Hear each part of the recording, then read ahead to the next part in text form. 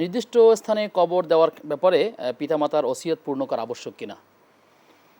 যদি কোনো ধরনের অন্য কোনো ঝামেলা না থাকে, অন্য অন্য কোনো ধরনের বাধা না থাকে, অর্থাৎ দেখা যাচ্ছে যে এটা ওসিয়ত পূরণ করা উচিত, হ্যাঁ এটা বলছেন? হ্যাঁ আমি বলছি উচিত যদি নিজস্ব ভূখণ্ড ভূখণ্ড হয়। হয়। কিন্তু যদি এটা হয় যে পাবলিক গোরস্থান ফর এক্সাম্পল, সেখানে এরকম করার এটা ইসলাম উৎসাহিত করে না। জি। আরেকটি প্রশ্ন রয়েছে, সেটি হচ্ছে অতিবৃষ্টির কারণে অনেক সময় পুকুর তলিয়ে যায়, ডুবে যায়, কিংবা কোনো মাছের ঘেরে ডুবে যায়। এখান থেকে কোনো মাছ যদি বের হয়ে অন্য কারো জালে ধরা পড়ে বা কারো কাছে ধরা পড়ে, সেই মাছ খাওয়াতে কোনো বৈধতা আছে কিনা? একটা বিষয় আমাকে মনে রাখতে হবে যে একটা হচ্ছে যে একেবারে শরীয়তের আহকাম, আর একটা হচ্ছে তাকওয়া।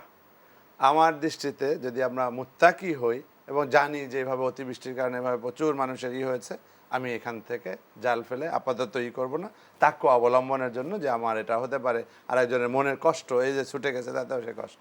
কিন্তু যদি আমরা একেবারে কঠোরভাবে জাস্ট মূল মাসালায় যেতে চাই, সেক্ষেত্রে হচ্ছে যে কারোরটা চলে গেল, কিন্তু আমি নদীতে মাছ ধরছি ফর এক্সাম্পল, এখন এর নদীর আশেপাশে সেটির অনুমোদন হ্যাঁ রয়েছে। সেটা অনুমোদন থাকতে আছে, কারণ হচ্ছে যে এখানে তো নদীটা তো কারো পার্সোনাল নয়, আমি তো ওনার পার্সোনাল জায়গায় আমি যাচ্ছি না, ঘেরে যাচ্ছি না। অনেক সময় বন্যার কারণে মাছ ভেসে আসে পানির সাথে, হ্যাঁ বেশি সেটিও আসে, চাইলে এখন ধরতে পারে সেক্ষেত্রে। তারা নিয়ন্ত্রণ করতে পারছে না, আবার আমারও তো জাল ফেলতেও হবে আমার সংসার নিবারণের জন্য, বা আমার আমার কাজের জন্য, আমি তো এখন এটার জন্য সুরাহা করতে পারছি না, কিন্তু তাকওয়া অবলম্বন করতে চাইলে জি, আপনার মাধ্যমে আমরা অনেকগুলো বিষয় জেনেছি। আপনাকে ধন্যবাদ জানিয়ে আপনার থেকে বিদায় নিচ্ছি।